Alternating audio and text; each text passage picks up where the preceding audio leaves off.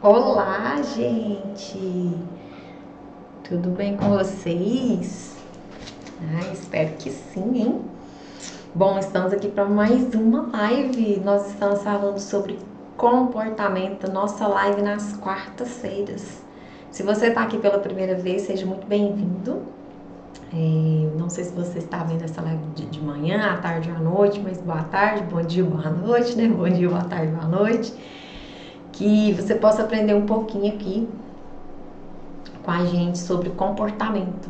E é importante você ver as outras lives também, se você não viu da semana passada, porque acaba que essa de hoje é uma continuidade, né, do que a gente está vendo às quartas-feiras, então vale a pena dar uma corridinha lá, assistir a da semana passada e depois vir e assistir essa daqui, tá bom? Hoje nós vamos fechar as fases do psicoafetivo, né, a formação do nosso psicoafetivo. Eu comecei falando na outra live que às vezes a gente passa por questões da nossa vida que a gente não entende, né, por quê. Mas também nós não nos abrimos para conhecer ou para entender os porquês, né? Porque eu até costumo falar que nada justifica, mas tudo se explica. Então, se você tem um determinado comportamento e às vezes esse comportamento te traz um desconforto, né, ou te traz alguma dor, você pode ter certeza absoluta. Existe uma explicação para isso. Existe um porquê de você estar reagindo ou agindo assim. Né? A maioria das vezes a gente age na reação, né? A gente não age, a gente reage às circunstâncias, né? E quando você começa a entender um pouquinho mais como que você funciona, como são as questões dentro de você, como que foi quando você era criança, como que foi quando você era um bebezinho, e como que isso foi sendo construído ao longo da sua vida, você consegue atingir uma maturidade maior, né? Você consegue atingir realmente a maturidade. E aí você começa a se aceitar, começa a aceitar os outros à sua volta. A vida fica um pouquinho mais leve, ou como ela deve ser, leve de fato, né? Então, semana passada nós falamos das duas primeiras fases da formação do psicoafetivo e hoje nós vamos falar das três últimas, tá bom?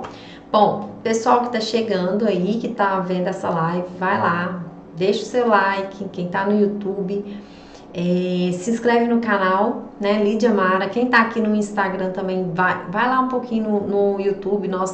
Eu estou colocando vídeo toda semana lá. Vídeos falando de terapia, falando de comportamento, de relacionamento, falando de conflitos internos, tudo. Nós estamos montando um canal bem bacana lá, com todo carinho, para ajudar vocês. Tá? Então vai lá, Lídia Mara, no YouTube, e eu quero convidar vocês, aproveitar para convidar vocês para acessar o meu site www.lidiamaraoficial.com.br. Lá tem um presente disponível para você. É só você entrar lá, fala um pouquinho sobre mim, conta da minha carreira, toda a minha formação, fala um pouquinho dos serviços que estão disponíveis e tem um presentinho para você lá. Então corre lá, bateu curiosidade? Corre lá para você ver que não é pegadinha, tem presente mesmo de verdade e você vai poder acessar gratuitamente, tá bom? Bom, então, bora pro conteúdo? Terceira fase. Gente, essa fase ela dá-se o início no desmame da criança. Desmame é uma palavra a princípio estranha, né? Mas é isso mesmo. É a fase quando o bebê começa a deixar o peito. Geralmente acontece entre os 9 meses. Reich, né, até fala que é o momento indicado, o momento propício. Quando a criança começa a ter os primeiros dentinhos, né? Então o ideal é que a mãe tire o peito dessa criança, né? Para ela poder conhecer, né? Conhecer outras coisas, né? Conhecer outros alimentos, né? Enfim. Então, deixa eu só tirar esse negocinho daqui. Pronto. Vamos lá. é a fase que nós chamamos de produtiva. Fase produtiva. Por que fase produtiva? Porque é nessa fase que a criança começa a produzir algumas coisas. Veja bem.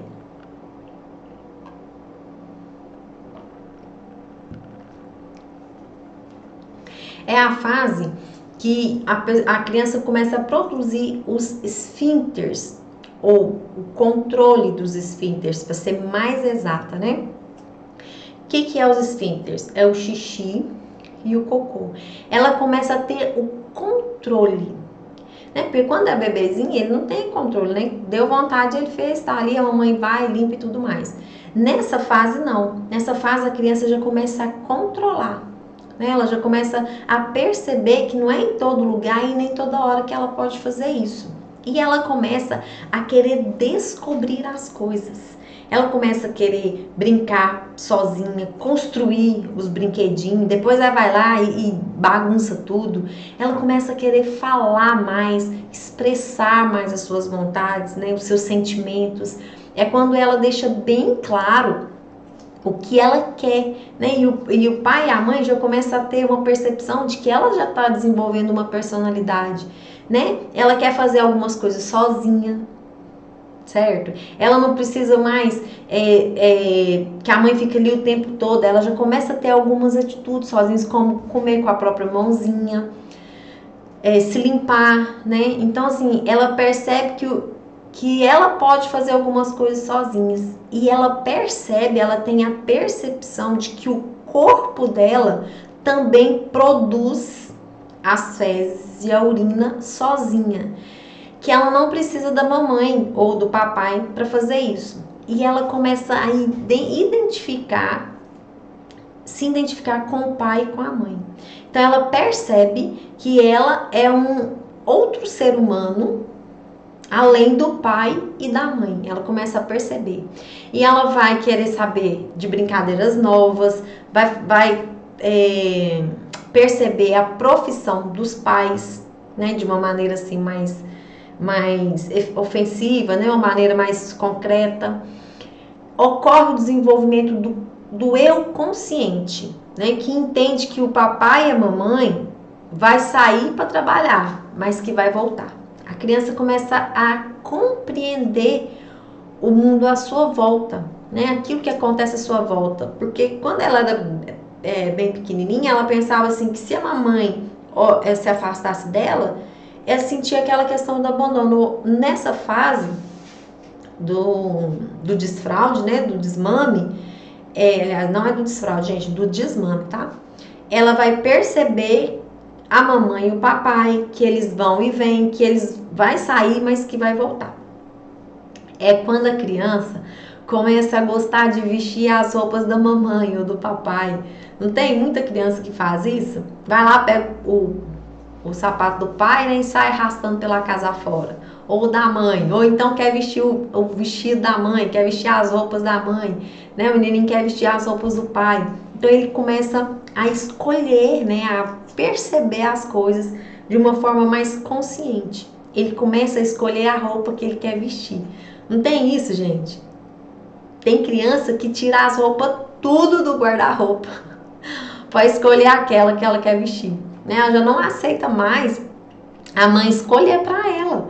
Ela quer ir lá, quer escolher. E geralmente é os mesmos, né, que eles escolhem. E você também fez isso, com certeza. Depois você troca uma ideia com seu pai, com a sua mãe e pergunta. Você vai lá no guarda-roupa e quer aquela roupa, né? Às vezes a gente se apega tanto em determinada peça que pode estar suja, né? Mas a criança quer aquela. Já vi isso acontecer. Então, ela começa a descobrir os seus próprios limites, né? É quando ela começa a querer amarrar o cardápio sozinha. Ela nem dá conta, gente. Ela nem consegue. Às vezes fica ali tempão tentando. Depois até que desiste e chama a mãe, né? Mas ela quer tentar. Ela quer ver se ela consegue. Ela não quer ajuda para aquilo ali. E ela já começa a querer ser independente, demonstrando nessa época aí até um pouco de teimosia, né? Igual essa questão do cardápio. Às vezes a mãe tá até com pressa, querendo chegar ou querendo ir para algum lugar, e a criança tá lá tentando amarrar o cardápio do sapato, sendo que a mãe poderia fazer isso com muito mais facilidade. Mas ela não quer. Ela quer crescer, ela quer entender aquilo ali que está acontecendo. Ela começa com um eu mais consciente de percepção, né? E aí ela pode demonstrar um pouco de teimosia. É muito importante, gente, nessa fase, não reprimir essas atitudes, né, da criança de forma brusca. Principalmente querer controlar as falas, ou quando ela quer fazer alguma necessidade fisiológica, né, seja fazer o xixi ou fazer o cocô, não repreender isso, sabe? Não de uma forma brusca. É claro que você vai ensinar, você vai, com muito amor, com muito carinho, né, ensinar ali a hora, né, já ensina a criança a pedir para ir ao banheiro, né, para fazer e tudo mais. Então a gente precisa ter bem essa preocupação, né, de não fazer isso de uma forma brusca, principalmente nas falas, tá? Quando a criança for falar, né, tem muito pai que reprime a criança, sai daqui, menina, isso aqui não é assunto para você, né? Ou então, que não é para você falar isso. Então, assim, faça, né? Eduque seu filho, eduque a criança, mas de uma forma tranquila, né? Que ela entenda que ela pode falar e ela deve falar dos seus sentimentos, daquilo que ela tá pensando. Mas, né, coloque um limite que seja suave, né? E outra coisa, gente, que é muito importante nessa fase é porque a criança, como ela quer fazer as coisas sozinha, então ela se suja mais, né? Ela vai querer comer sozinha, daí ela lambuza tudo, passa comida no cabelo, vira aquela festa, né? Ou então na hora de fazer o cocô ali, fazer o xixizinho, na hora, às vezes ela não quer que a mãe limpa mais, né? Ela mesma quer limpar, daí ela suja a mão, enfim. A gente não pode ter uma preocupação excessiva com limpeza, sabe? Com organização nessa fase.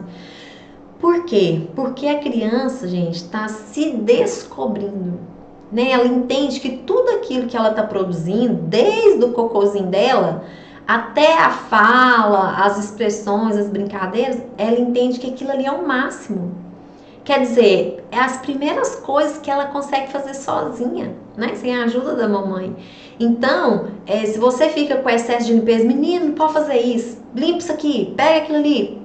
Isso vai trazer uma traumatização e a criança, ela pode ficar presa nessa traumatização. Quer dizer, tudo que eu faço é ruim, né? Tudo que eu faço é sujo, então eu tenho que limpar, eu tenho que organizar, porque as coisas que eu produzo são ruins, né? Então pode deixar isso bem selado, né? Nessa fase da criança, e ela pode desenvolver até o toque, né? Que a gente chama de distúrbio obsessivo, né? Que a pessoa tem que controlar tudo, tem que organizar tudo, não pode ver uma coisinha fora do lugar, que já tá lá querendo arrumar e tá brigando, enfim. Então, essa terceira fase, ela vai trazer consigo a traumatização da humilhação. Por quê? Se a criança ela é reprimida bruscamente, de uma forma assim agressiva, às vezes o pai nem quer, a mãe nem quer, mas está passando por algumas coisas e fala com o menino assim: menino, sai daí, cala a boca.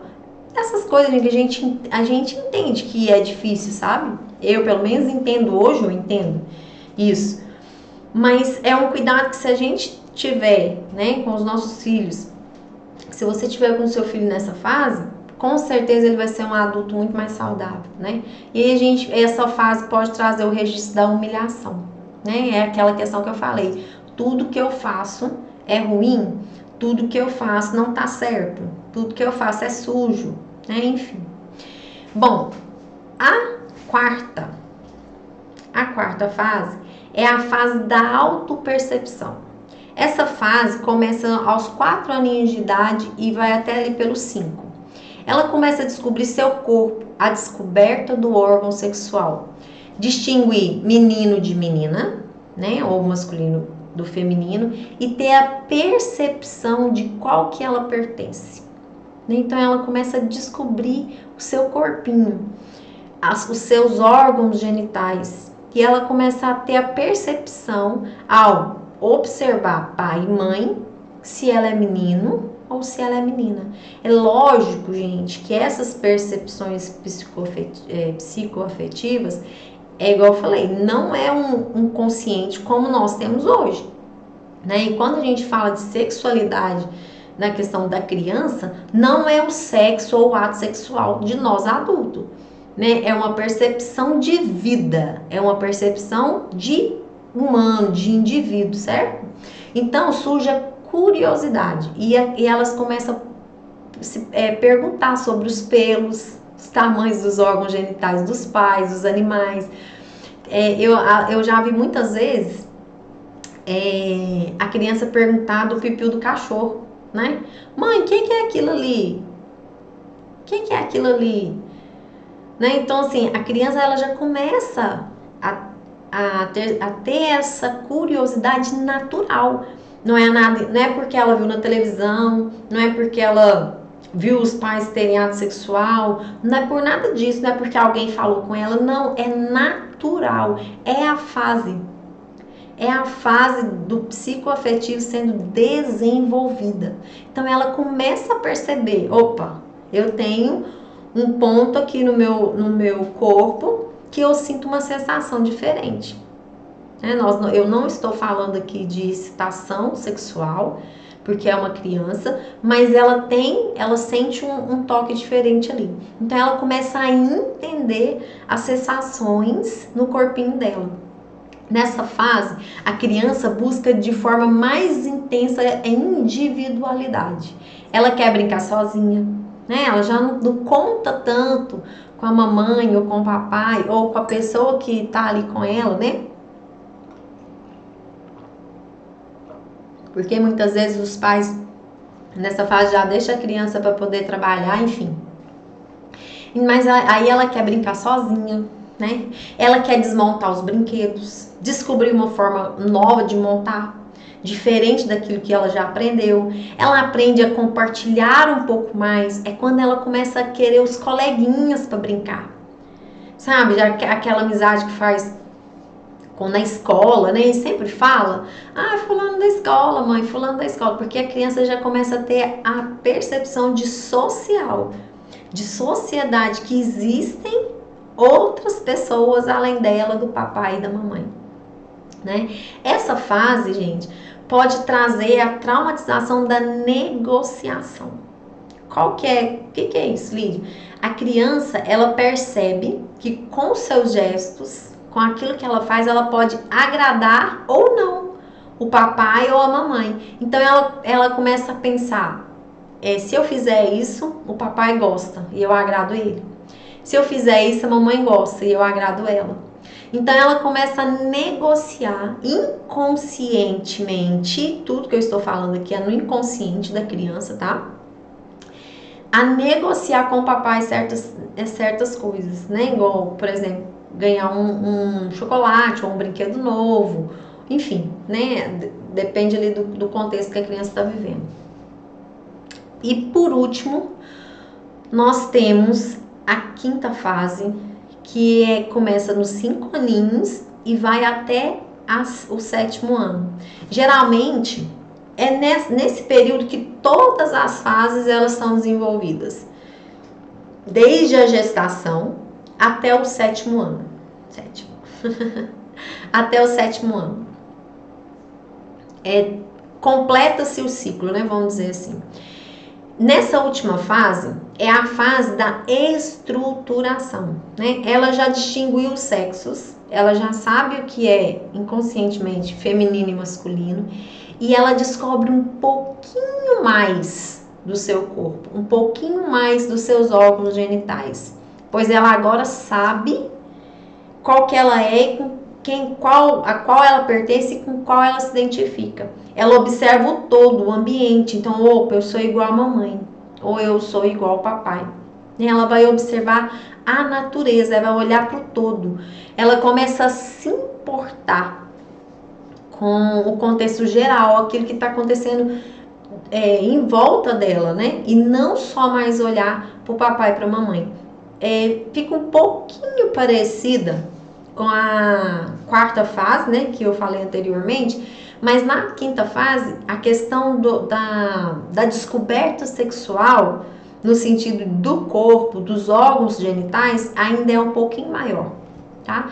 Essa, gente, pode ter a traumatização da ação, né, que ela tenha que realmente fazer. Ela entende que ela pode, que ela vai fazer, que ela acontece, né? Que é a criança que tem aquela...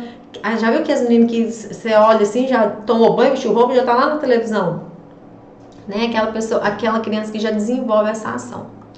Bom, aqui a gente fecha as 5 fases do psicoafetivo.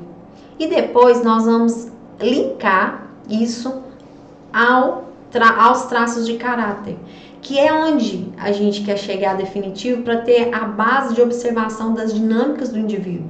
Né? E a gente vai estudar um pouquinho sobre a fase oral, a fase anal e a fase genital, que compõem todo o contexto do ser humano, todo o nosso contexto, tudo aquilo que a gente viveu nessa fase, né, que está acoplada desde a gestação até os 7 anos de idade e que interfere, eu acho que a palavra nem é interfere, mas é que comanda, talvez sim, comanda 90% da nossa vida adulta, né? Então a gente vai começar a entender as dinâmicas.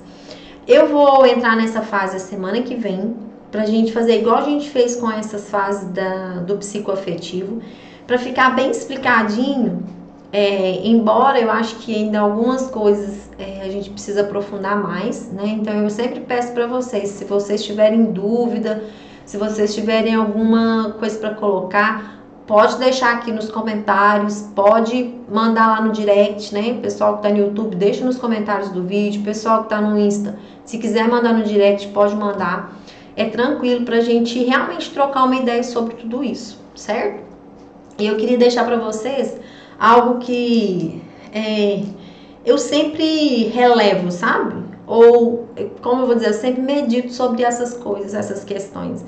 Porque se a gente se colocar para estudar todas as ciências do mundo, né? Igual Freud tinha um pensamento, Reich tem outro, o Jung tem outro. Então a gente começa a entender, a difundir todas essas ciências, todas essas percepções que esses homens tiveram e que fazem muito sentido, sim, né? Fazem, porque senão nem estaria aqui, nem estaria trazendo isso para vocês.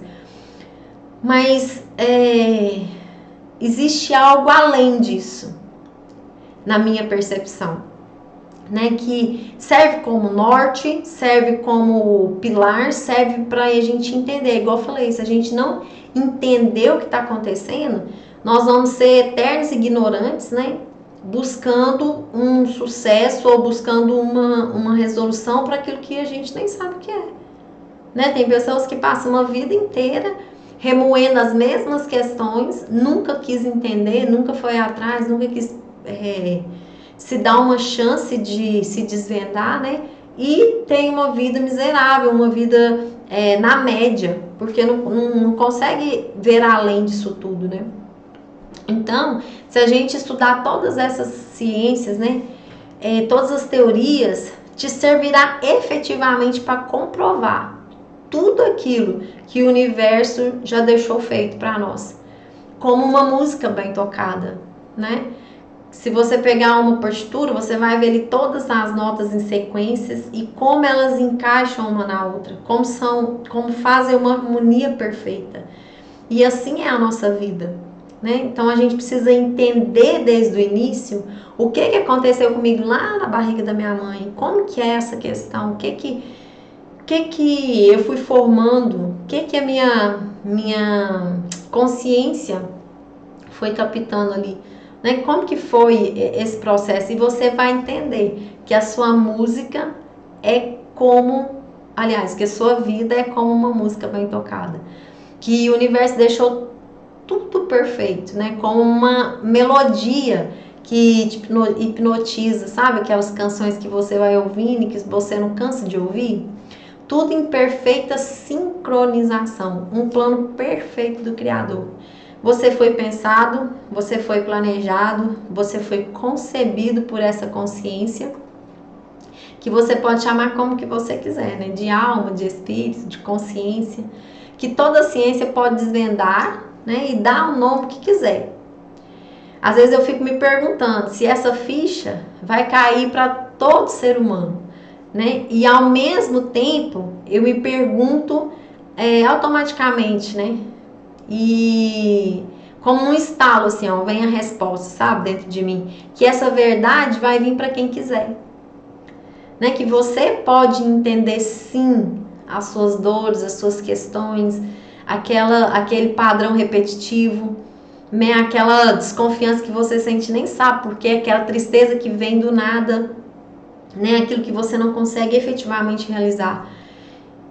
Pode ser respondido, pode ser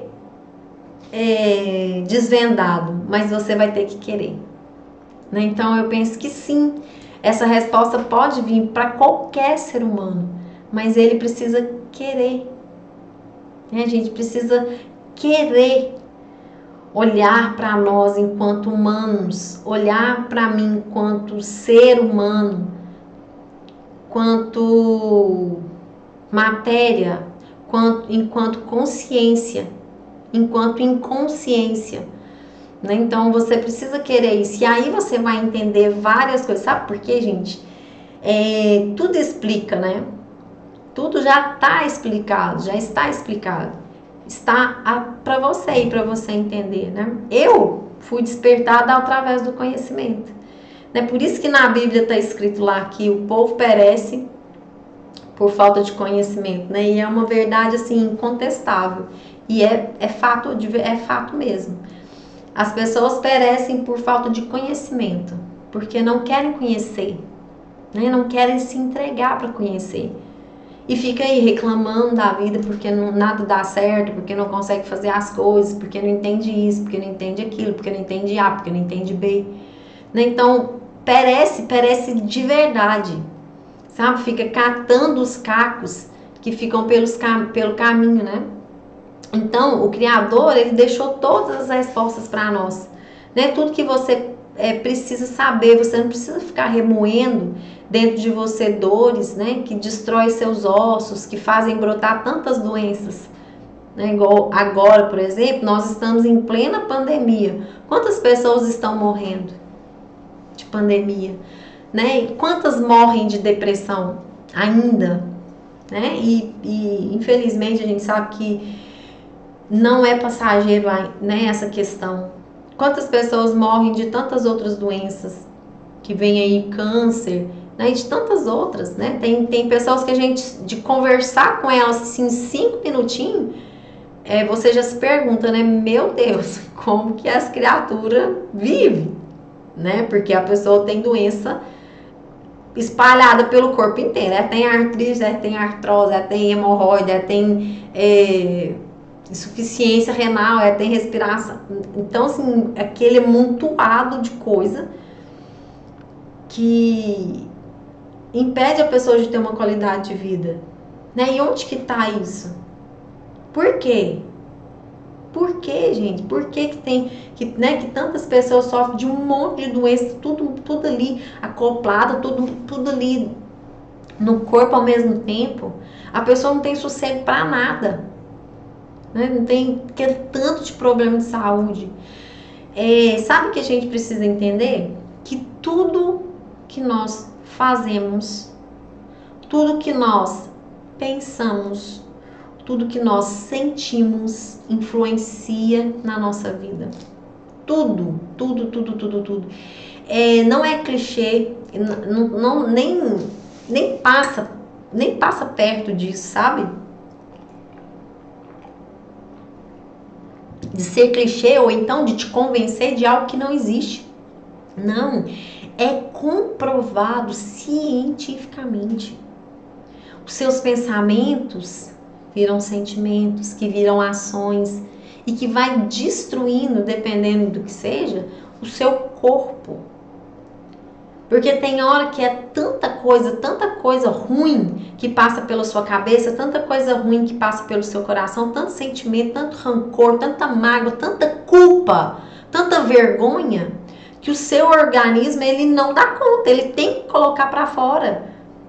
É tanta energia negativa que ele tem que colocar para fora. E aonde que ele vai fazer isso? Como que ele vai fazer isso? Através das doenças, das manifestações do nosso corpo. E eu costumo dizer assim, ó, que quando acha ainda um diagnóstico, você consegue ir no médico. E o médico te fala assim, ó, fazer os exames e falar assim, ó, você tem isso, o tratamento é esse. Aí quando você consegue isso, ainda tá bom. E o problema é que quando você vai lá e eles nem descobrem que você tem. Aí você sente uma dor de cabeça terrível. E a cabeça doendo, a cabeça doendo, a cabeça dói, todo dia dói. Você vai no médico e ele não descobre nada, já fez ressonância, já fez não sei o que, já fez não sei o que. E ele não descobre. Por quê? Porque essa dor de cabeça, são emoções, são sentimentos que você está psicomatizando dentro de você. E o corpo tem que colocar para fora. O corpo tem que colocar para fora. O câncer, outros caroços que aparecem no seu corpo, né, que pode aparecer. Então, a gente precisa estar atentado para isso, porque tudo influencia na nossa vida, tudo. Não precisa pensar que se você estiver alimentando aí um sentimento ruim dentro de você, que aquilo ali não é nada, que você está só se prejudicando, né, que não vai afetar ninguém, e é verdade. Você está se prejudicando literalmente. Não só na questão afetiva, mas na questão também do seu corpo.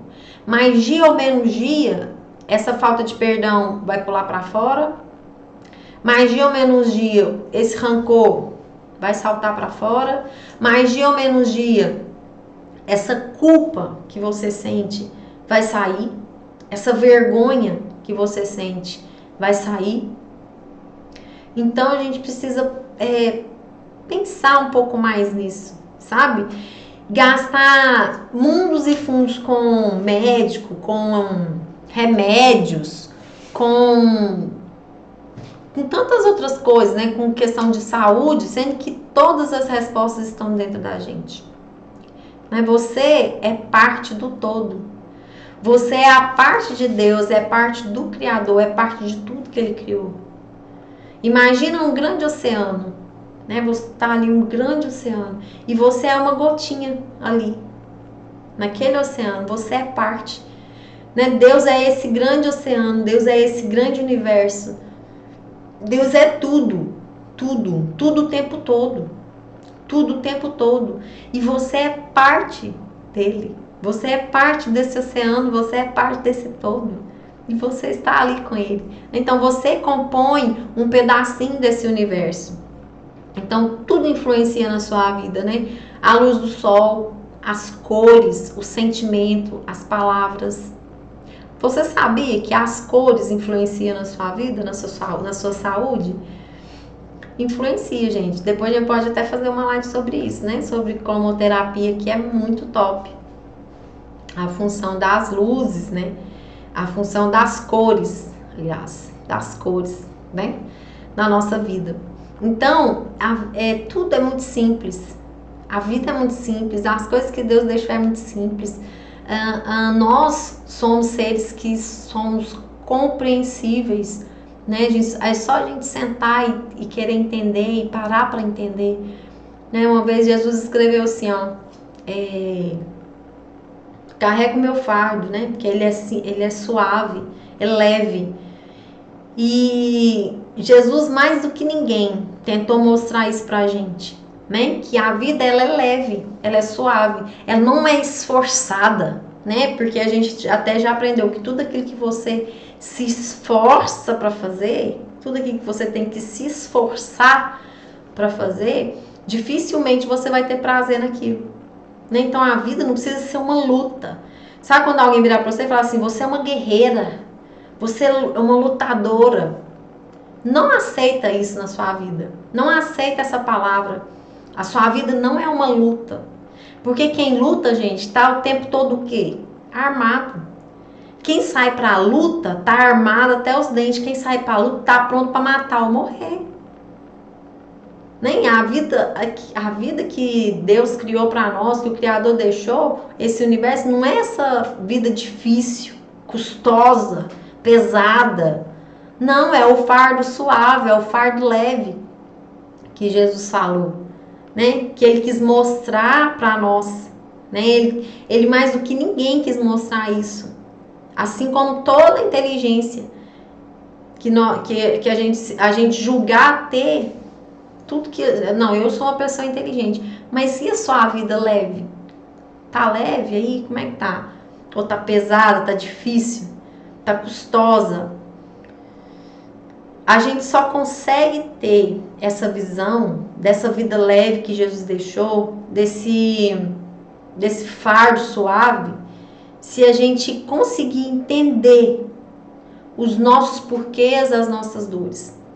Vocês vão ver, quando a gente entrar na outra fase, que é a fase que eu falei, né, que é a oral, a genital e a anal, eu vou falar de algumas dinâmicas que você talvez reproduza, né? Não sei, não conheço você, não estou te vendo, mas talvez você reproduza. E aí as fichas começam a cair. As fichas começam a cair e você começa a perceber o porquê daquele sentimento, o porquê de tanta raiva naquele momento, o porquê de tanta tristeza naquele momento, o porquê daquela desistência, né? O porquê de tanta vergonha e de tanta culpa. Então, na hora que a gente começar a falar dessas fases e linkar os traços de caráter com as dinâmicas, você vai compreender um pouco melhor. Então, por isso é importante que você volte um pouquinho e assista a live da semana passada, tá bom? Bom, eu já vou me encerrando por aqui, né? A nossa live hoje foi bem rapidinha, mas foi para encerrar mesmo esse assunto, né? Essa parte, pra gente compreender as demais, tá bom? Pessoal, muito obrigada. Eu tenho muito que agradecer vocês, né, por estar assistindo os vídeos, por estar curtindo, e continua aí, porque o intuito é ajudar mesmo, o intuito é fazer você ver além do que você tem visto, o intuito é fazer você subir mais um degrauzinho do conhecimento, desse conhecimento que hoje é tão escasso, né, na vida de tanta gente, era muito escasso na minha vida, mas que a cada dia mais eu anseio aprender, a cada dia mais eu quero estar aqui, eu quero fazer isso com vocês, tá bom? Beijo no coração, beijo, beijo, beijo, e até quarta-feira com a nossa próxima live sobre comportamento. Fiquem com Deus. Tchau!